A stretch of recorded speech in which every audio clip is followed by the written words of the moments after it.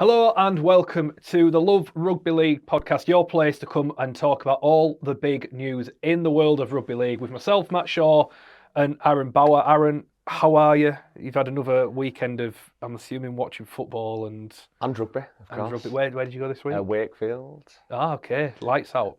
Yes, lights out, but flat at the same time. Just the whole experience of the last few days, I think, and I'm sure we're going to talk about this in a minute.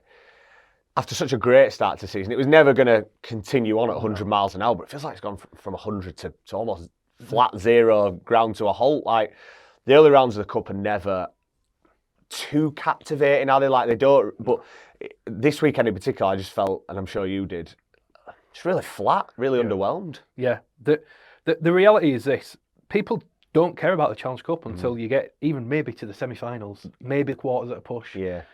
I think the round before does okay because you've got for Super League fans, you're probably going somewhere different to what you're used to doing. So you get a little bit of a different away day, something a bit fun, first time you see your team in competitive action.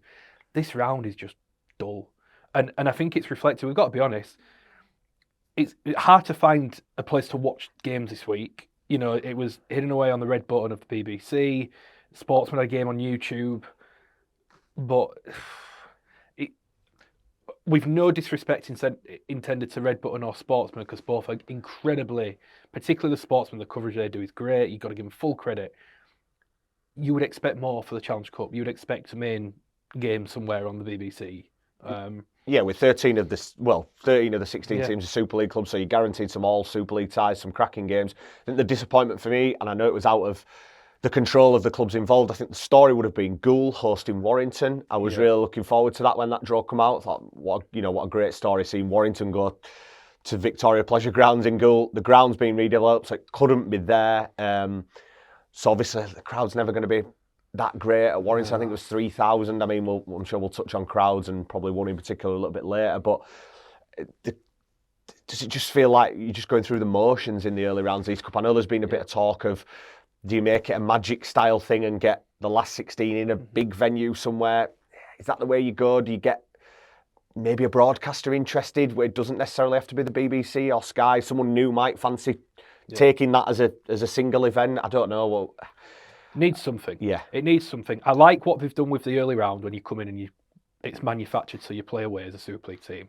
But this round and the quarterfinals, and we can see it. We get different insight because we see how engaged our audiences are. Challenge Cup week, but it's the same every year. Yeah, and the bigger stories of these Super League clubs go away often get taken away from you anyway, because we would have loved to have seen Hull go to Loch Lane. That would have been an unbelievable story, but it was always going to be at Craven Park. I think Leeds were drawn away at West Warriors last year, and it was flipped to Headingley, which I understand, but that's where the stories are. These Super League clubs, these heavyweight clubs going to these amateur teams is a great story.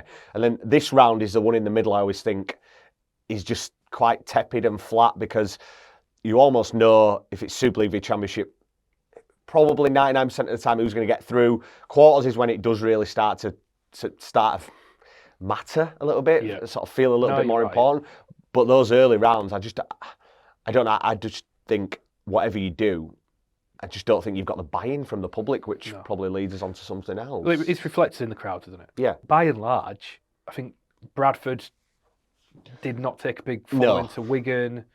And you think Wigan-Bradford first time, big game. But it don't feel like a big game. No. The Challenge Cup just isn't being sold well enough. I think there are much bigger things with the Challenge Cup. I'm going to be honest. I'm starting to wonder whether there is a future for the Challenge Cup at all. And the reason is, which sort of segues us into what we're going to talk about with 2027. If it's going to 15 teams, which seems like it's not off the table. No.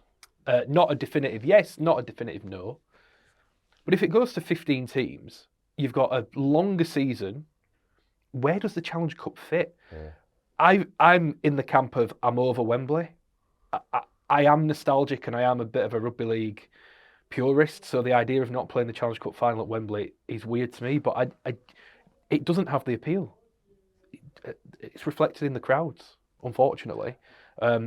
It's too big. Yeah, Just too I big. struggle with Wembley a little bit now as well. I think, I saw Tottenham a few years ago and what that was able to So produce much for better. Wigan v Huddersfield. And, again, with no disrespect to Huddersfield, you think if that was a Wigan Saints final or, Wigan, anyone, that the clamour for tickets would be huge. It's supply and demand. And I think you've got to a point where you almost know you can rock up at 2:00 at Wembley ticket office and buy a ticket for the final. I mean, things change in sport, and there's no shame in moving it away from Wembley. I think I understand the romantic and the historic attraction to Wembley, but nothing stays the same forever. Things evolve, things move on, and if rugby league's in a position now where for 5 years it might go to Tottenham, and you get to a point where it's selling out every single week or every single year, and the demand is bigger than the supply. Well, that's how you drive interest. That's how you drive sparks of flurry into. So we need to be there. We need to see this game.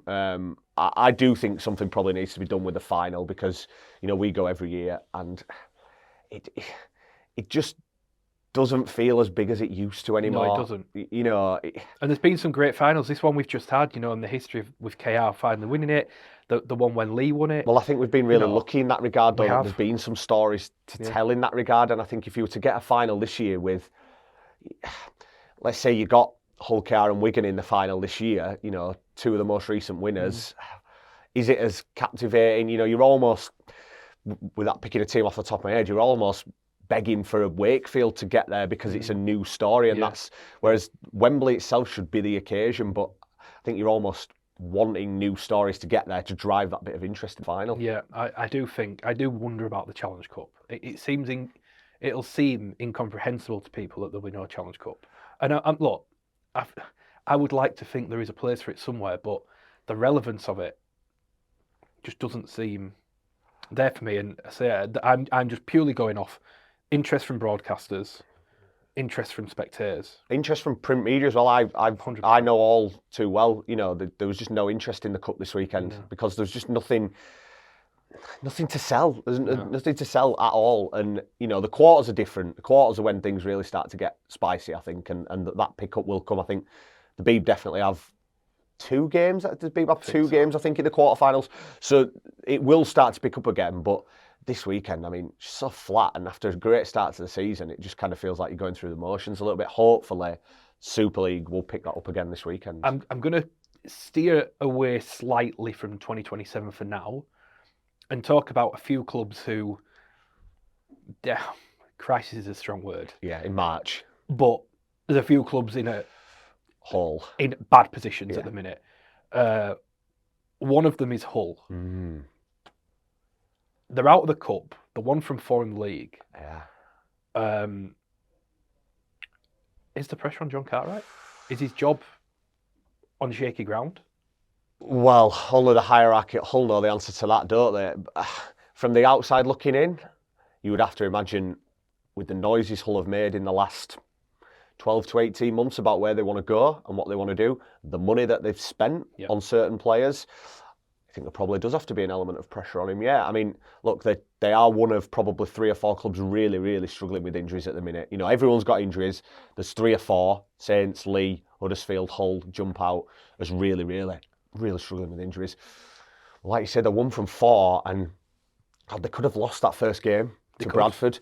They could easily be non from 4, the same as Huddersfield, and we're going to talk about Huddersfield in a minute as a lame duck in Super League terms. So Hull were only a good 15 minutes to finish that game away from being identical to Huddersfield out of the cup. And I saw the mood on social media at the weekend of what have they got to play for this season now, from some Hull fans, which is ridiculous. A bit drastic. Because they could go and win the next 10 games. And there's a lot of rugby to be played, but at this moment in time, they look at best a contender for the playoffs. At best. They don't look like a team threatening to get into that top 3 or 4, threatening to compete in big games. The problem for me at this stage of the year, I don't massively look at results. You have to do to a degree. Yeah. I look at how teams are playing, and I think if you're playing all right, come round 10, it's probably evened itself out. Yeah. Wakefield, I think, are a case in point in that regard. Hull aren't playing well. No, that's the problem. That there's not really any sign of improvement, if I'm honest. Yeah. They were. You could put the Bradford game down a bit rusty, but then they get trounced by Wigan. Then they lose to York. They've just not played well. Yeah. That's the problem I have for them. And there's been other teams with like marginal improvements, or if you could see marginal improvements in Hull FC, you're going, okay, it'll balance itself out. I'm not seeing that. And look, when you have as many injuries, the problem I have for Hull, you think, oh, they get the players back, they're okay. Most of them are out for a long time. When Price isn't coming back, Cartwright isn't coming back for a long, long time. SAS is still some way away as well. Yeah, Bachelor's still a bit off. I don't know how. I don't see it changing anytime soon. Yeah, and that's why I think he might be under pressure. And Leeds on Sunday as well. Leeds, who will be smarting from going out of the cup themselves, and they do look like they're struggling. I mean, again, we've talked about this with Adam Cook. Still very early to be getting in on overseas signings, particularly halfbacks. But Arthur's struggling. Yeah, Arthur is struggling so far. I think I would expect them to accelerate going into the market. I mean, we're hoping someone does because there's no transfers happening. But I would expect them to accelerate on a fullback, I would think, because if they're going to bring a fullback in, particularly from overseas, that doesn't solve everything within a week. That's a sort of short to medium term process of improvement as well. That fullback isn't going to, let's say it's Trey Fuller, it's not, but let's say it's Trey Fuller, you can't just come in and hit the ground running with Caesar, Arthur, Burrow. That's going to take some time. So, you're looking at if they sign someone in the next fortnight, maybe round 10, round 11 before you start seeing the best of Hull. And as we said, we've got Leeds this week. Forgive me, I don't know who they've got the week after, but then it's Easter, so they've got Rovers then. So they're looking at a real start to the season where all of a sudden, we're right at the minute saying it's still very early days. But in 3 weeks' time, it could be 1 from 7. With 4 points adrift to the playoffs. The next 3 games are Leeds, Wigan, Hull KR. Do they play Wigan in between Leeds and Hull KR? Gosh, right. Okay. So, on the face of it, where's there a win coming? And then you start going, well, the season... 1 from 7 out of the cup. Then you start having the conversation, what are they playing for? Because you need a drastic turnaround at that point. Yeah, I think in football, I always say 10 games, you look at the table and it starts to settle into a rhythm. Yeah. I always think Easter's the period for Super League where... And it's 7 games this year, Easter, so a quarter of the season. So you really know where everyone is by then. And Hull are going to be playing, Hull look like they might be playing catch-up. And I don't think they'll be the only ones. Well, as a general rule, you need to win 50% of your games to make the playoffs. Give or take, it can change, but roughly 50%. So you have to win 13 or 14. Yeah. If they're on 1 from 7, they've then got to win 12 from 20. 12 from 20, which is doable. Yeah. But when you've won 1 from 7, you go in. The bit that I don't get with Hull at the minute, we're talking about recruitment. Why won't they just give Logan Moy a go? Yeah, played for the reserves yesterday, played well as well by all accounts. Halifax's best player of the week before against London. Right. He's there. Look, for me, with Logan Moy, if you aren't going to play him now, when your fullback's out, why have him at the club? Yeah. Because if you're not going to give him an opportunity now, his future can't be there. I know they played David Litton there against Wakefield, didn't they? Zach Hardaker played there at the weekend, didn't he? So you've played your two best centres or your 2 frontline centres at fullback in the last 2 weeks. Again, that disrupts the whole rhythm of the team elsewhere. I think there is an argument, as you say, to just drop Logan Moy in there, at least for 1 week, and see how he goes, and have your best 3-quarter line, Arthur and Caesar in front. The pressure's on them this weekend. We've seen in the last couple of years there at Hull, particularly, I think more in 24, when things got ugly really quite quickly there. That ground can turn quite quickly if they know things aren't going well. If they were to go behind early on Sunday, I think that'd be really interesting to see the dynamic there, because there's been a lot of optimism, a lot of good noises around Hull. The fans took up memberships in huge numbers off the back of what they did last year, which was a real step forward, by the way, but also the noises the club made about we're going to go again this year. They made no secret of the fact they've gone big in the recruitment market in terms of spend and profile of player, and the players, they very deliberately went for experience because their kids got them a long way last year, or a younger squad, but it just hasn't happened so far. And as quickly as they can get on board in Hull, they can get off the train as well, quite quickly. I think if there is a club that's going to recruit aggressively in season, it has to be them. I think Richie Myers come out and be very open about the fact they don't have a lot of cap space, if any, at the end of the year. Yeah. Well, if they need to fix things, they are going to have to move players on who are under contract and do some wheeling and dealing. Yeah. So if there is a team that is going starts it, it's going to be them. Yeah. It isn't going to be Cass. I think Cass are a bit more, not relaxed. I don't think they're content to miss out on the playoffs this year, Cass, but I think there's an acceptance from the stakeholders, the supporters, the board, everyone, that there is a bit more of a medium-term journey with Ryan Carr and Cass. I think they clearly don't want to finish 12th, do they? But I think they're of the understanding and acceptance that Cass are definitely at least a year behind Hull, aren't they, in terms of what they're trying to do. But I think the hope at Cass they would have a year like Hull did last year. Maybe. And that's not coming to fruition. Maybe, but that still could happen, I think, just like it could with Hull. But it, honestly, from what you've seen so far from Castleford, it's 5 games, I know.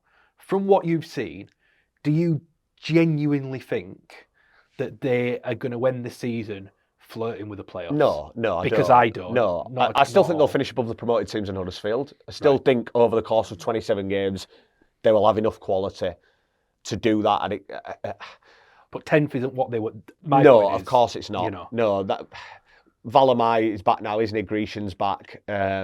So they've got their bodies coming back. Yeah, but Aaron, I can't listen. We but they're light in the pack. I totally. But we have this conversation all the time about injuries. Yeah, they're getting them back, but unfortunately, history says at Castleford, some more will drop. Some more will get injured. And it's the same at Hull and it's the same at Huddersfield every year. I'm bored of talking about injuries at these 3 clubs, and it always been bad luck. Not sure Cass are in not sure Cass are fully in the club in crisis camp yet. No, but I think it would be. I don't think it's unfair to say that it's been an underwhelming season so far. Well, they are in a similar situation to Hull in that out of the cup. In fact, probably in a worse situation. That out of the cup, probably not going to make the playoffs, whereas Hull are sort of in the mix still. Yeah. You feel like Hull are capable of improving enough that they could give themselves a chance. So in mid-March, you're asking what is on the line here for Cass? You know, I'd expect them to do some recruitment later in the year. I think, like with Hull, I think players who are not going to be there in 27 will probably go at some point through 26. The worry for me would be how do you sell the rest of this season to your supporters as a Castleford fan, you know? And we have this. There's other clubs in this conversation as well. Clearly, Huddersfield are in this conversation. How do you sell the next 6 months of rugby? I think things can change for Castleford a little bit if Valemi and Grecian come in and do well. Yeah. Because unfortunately, at the minute, you know, there was a huge turnover of players. It was relatively high-profile recruitment drive. But those players that were sold, they're going to take us there. Well, Ravalawa's not been great. Weaver's been okay. Okay. He's been okay. Yeah, he's not got much at the side of him, has he? No. Taft's gone for the year. So all these players that were brought in and are going to change. Well, if Valemi and Grecian, the focus is there'll be a bit of pressure on Chris Chester then because you go, well, all these big recruits haven't done it. Yeah, they're 3 big X factors. I think they made about 12, 13 signings, didn't they? They're 3 big X factor ones that jumped out were Taft, Weaver, and Ravalawa. Yeah. For the X factor appeal. They're obviously, I think, to a degree as well. I think they've done some good business elsewhere. Like Hud looks like he's been a good pickup, but not an X factor level pickup. Ashworth will take their pack forward. Probably not to where they want to be eventually in 2 or 3 years. But Jordan Lane's done okay. But the ones that had the big appeal on them. Yeah.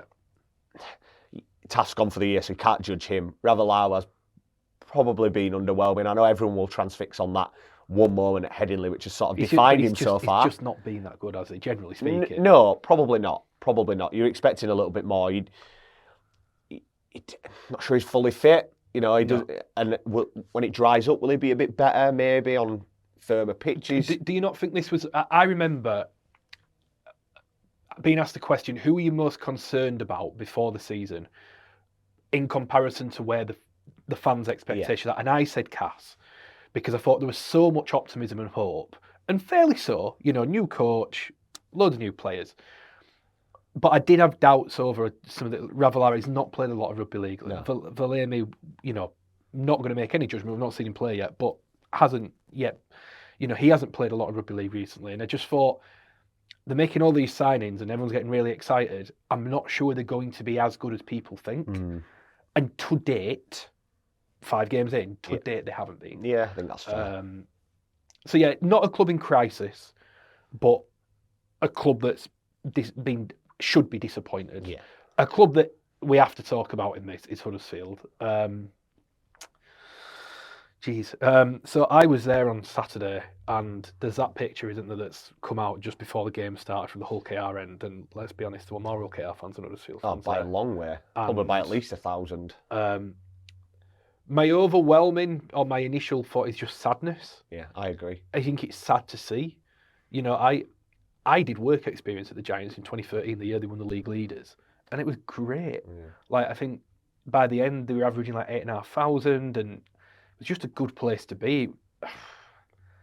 It was sad to see that, but it does raise a bigger conversation just about the direction of travel with the Giants in general at the minute. You know, they've not made the playoffs. Well, they've made the playoffs once in about 10 years in 2022. Yeah, with Watson. Yeah, and they made the cup final. I think before that was 2015. Yeah.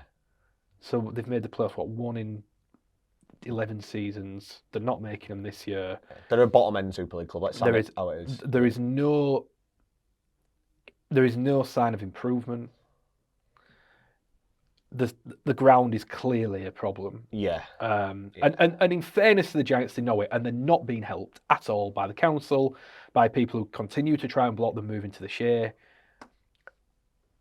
I'm just struggling to see how they. Where does it end? What's the end game? Where do they end? How do they turn it around? They are doing some good things. The new training facility looks good. Looks like it's going to be really good. For players, it'll be more appealing because it's right by the motorway. Yeah. It will cut down a lot of time. Their academy, you know, they do bring players. Oh, their squad's full of academy players, and there are Huddersfield players across Super League playing for other clubs. People always forget. We just spoke about Will Price. Yeah. Huddersfield Academy. You know, there was Dom Young. Yeah. There's loads. Yeah. There's loads and loads and loads. They do it. The problem is, you've got to say recruitment over a long period of time hasn't worked. You look at the players they've let go. More, you know, Jake Connor, Jake Wardle, Ollie Wilson's probably, you can't really say yet, but there's been, I know I've missed another Dom Young. The players they've let go. Yeah. And then, you know, at the end of the day, their injuries are the injuries. But they've also signed, like Hull, they've signed a lot of players who have unfortunately got injury. Yeah. I just don't see the way out. I cannot see how Huddersfield, forget who's the coach, I don't see how they come out of this. Yeah, I think we're coming towards, not necessarily the end game with Huddersfield. I don't want to be so fatal about it, but I think we're coming to a significant moment in time with Huddersfield where this has been coming for a long, long time now. As you say, they made the playoffs, once in 10 years. Mm-hmm. Even that season with Watson in 2022, there wasn't a great take-up from Huddersfield on the whole. I can't remember what they averaged that year. But I can't remember. You always think there should be more with Huddersfield. Why isn't there more? There is something underlying in that town, and I don't know. I don't live there. I'm not from the town. I don't know. Is it the football club? The football club traditionally have not averaged as big crowds as maybe they should for what they've done. With the rugby club, I feel desperately for Ken Davey because he's probably 20 to 25 million quid in the hole. You know, he's been failed by people above the players and above the coaches, as you say, who've been tasked with recruitment for a long period of time that have just not delivered on recruitment. At some point, it has to stop being about the coach, and you have to look, when it's systemic failure year in, year out, it transcends anything the coach is doing without a shadow of a doubt. The thing with the recruitment, though, they've tried different models. You know, they've gone down different routes during that period, and it's never worked. You know, I mean, at the minute, Andy Kelly's fronting it. Before that, they've had panels. They've had, you know. Do you know what I mean? I do.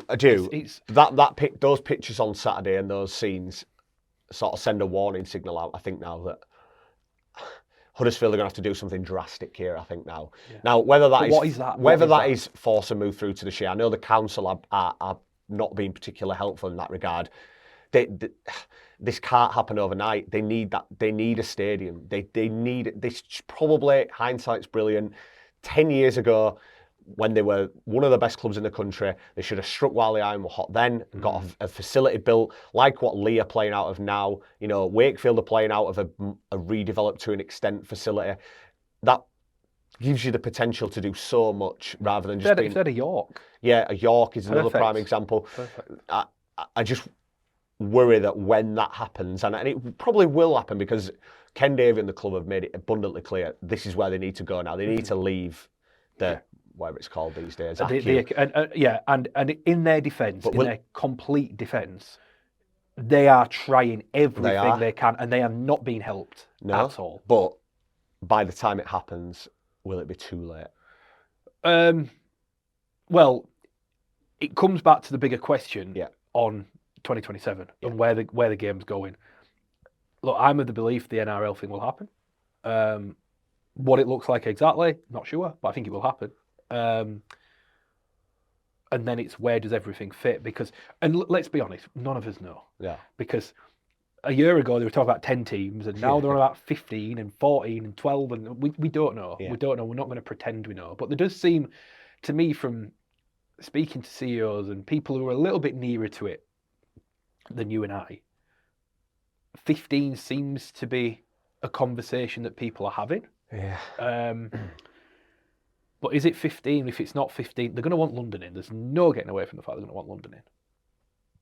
So then one would go, if it was that, we're speculating now, and but I think the bigger picture is where does it go, and where does everyone, not just Huddersfield, where does everyone fit into this? Yeah, I think, as you say, the direction of travel among certain corners of the game at the minute is 15 and seal it off, and that's your 15 basically, and you have a bye round, whatever. The NRL have managed a bye round for years, so wouldn't be a bad thing. Wouldn't be a bad thing. It doesn't change the amount of games you would play dramatically, but it depends what that TV deal looks like. That is the one thing we can say. As you say, anyone who's saying it's definitely going to be this next year, they don't know, because the CEOs don't even know yet. No. The power brokers don't know. What an offer on the table, Aaron. No, it's literally what we can say with some certainty is that whatever happens will be shaped by what the bottom line offer on the TV deal is. Because if that TV deal goes down, which we don't know it will, it might not, if that TV deal goes down, those Super League owners are not splitting an already shrinking pie 15 ways when they've had to split it. Don't forget, they don't have to split it 14 ways this year because two clubs took half central funding, money that was in the pot because of Salford's demise. At best, that pot has got to be split 14 ways next year.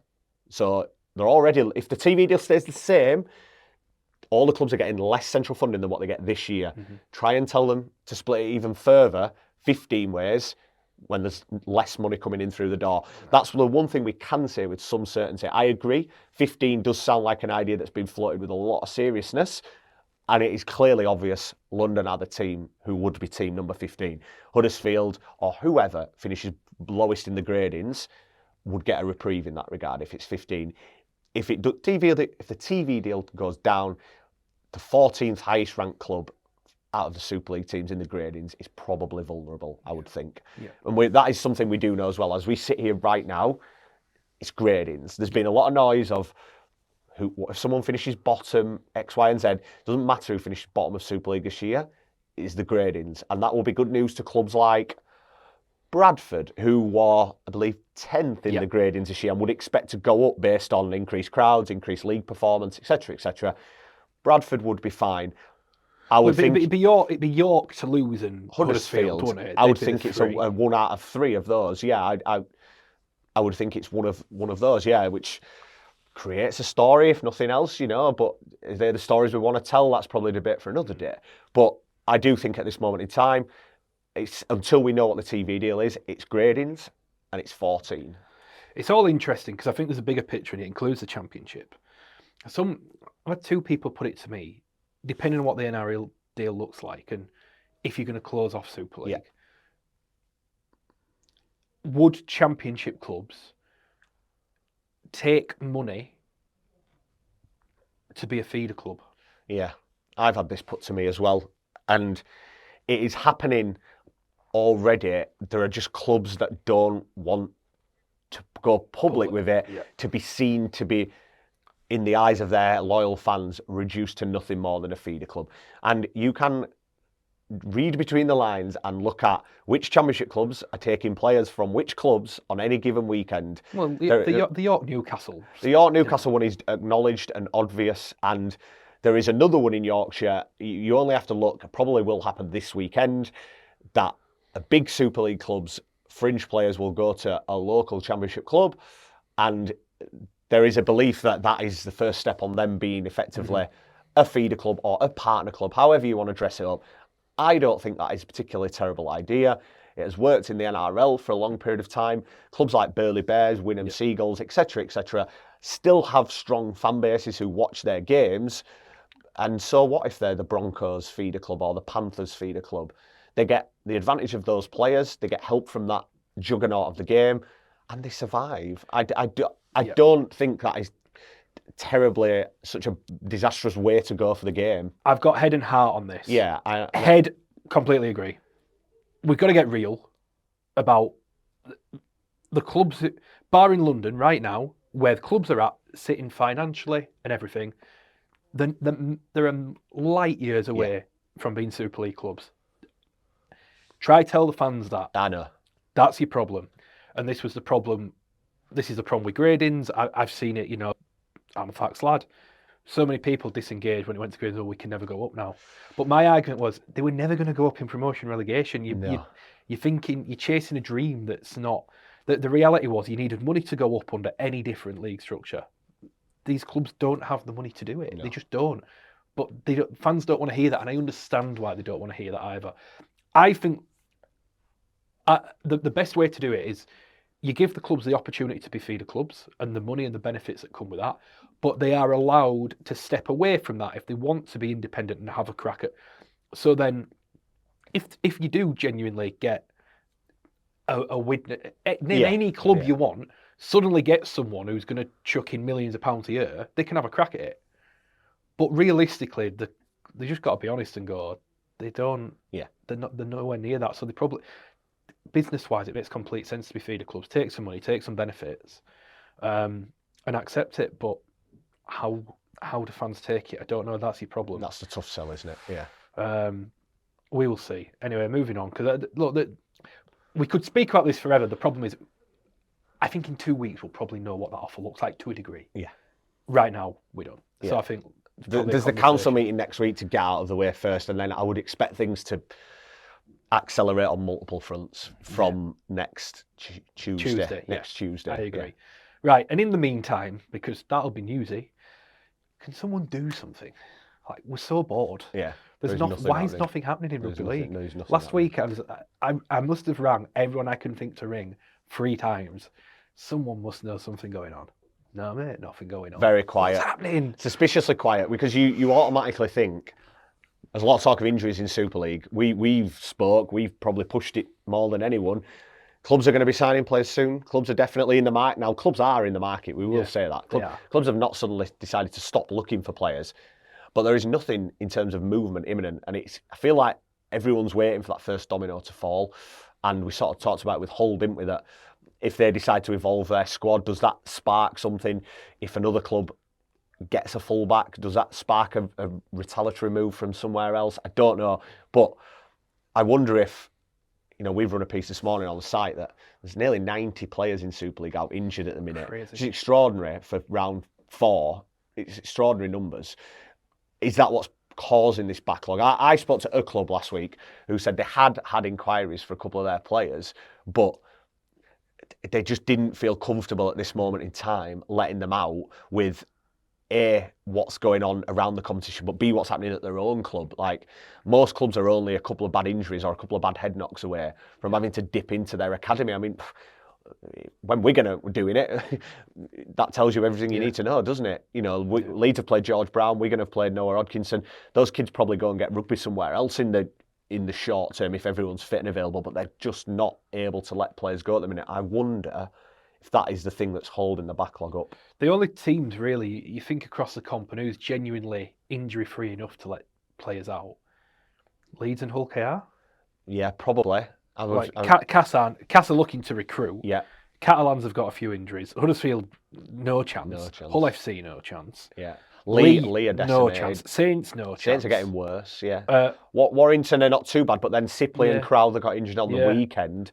So Wigan, a fortnight ago, you would have said maybe, but they're sending a lot of lads to Salford as well. The lower end are getting, could they build up there and maybe go on loan? But you've not got big players. But then they've got Field, French, Wardle, Miskett, all sides. Wilson. I mean. It would only be in the middle. Yeah. Some of their younger players, but they don't. We know that we talked about their depth a lot. They haven't got loads of depth in the middle anyway. So barring Leeds and Hull KR, I can't really see who's in a position to let players go. Yeah, and I'm not sure Leeds are massively on board with that at the minute anyway. They're sending their fringe players out into the Championship, aren't they? So because the other thing that shaped and changed the recruitment market, and someone was telling me this yesterday, is the way the loan system has changed this year enables clubs to have a lot more control over their players. It's 1 week loan. So take Leeds and take Presley Cassell, who you would assume is probably going to play for Leeds' first team at some point this year because he's a good player. At the minute, he has gone to Hunslet on a 1 week loan, and Leeds are very, very comfortable with doing that because, Saints did it, didn't they, with Parsi at Salford. He went to Salford on a 1 week loan. Ordinarily, it would have had to have been a 2 week loan last year, which means he wouldn't have played on Saturday night against Castleford. He played and he scored because they needed him. They might not have let him go to Salford without that. So clubs can be a lot more cute and delicate, thinking, well, these two aren't going to play this weekend. Do we let them go to Cass for a month, or do we send them a Championship for a week? We might need them next week. So the loan system has changed and shaped it as well. There are a couple of players out there. I know Ryan Hampshire got some attention, didn't he, on Sunday? He's been training with Hull KR. He's not got a deal with Hull KR. He's not going to sign for Hull KR, but he's in the market. That might be one to keep an eye on. But there is not a lot in terms of clubs are just not prepared to let players go at this moment in time. And I think the first domino will probably come from something happening overseas, I would suspect. That's where the moves are going to come. That's where the moves because there are players available from overseas, and there will be more. There will soon be more when players find out they're not really part of the plans and so on and so forth. So, domestic, I can't see any movement, barring some really, really minor bits and bats. But as you say, because the loan market, it's better send him to the champ. Please, someone do something. Please, because I would like to keep my job. Yeah. Me too. Right, should we wrap up there? Yeah. On that note, please don't sack me if you've got to the end of this. Right, thank you. Good to chat again. We will be back next week when it will be please be busier. Thank you for listening. Hope you've enjoyed it. Don't forget to like and subscribe, and we will see you very soon. Take care.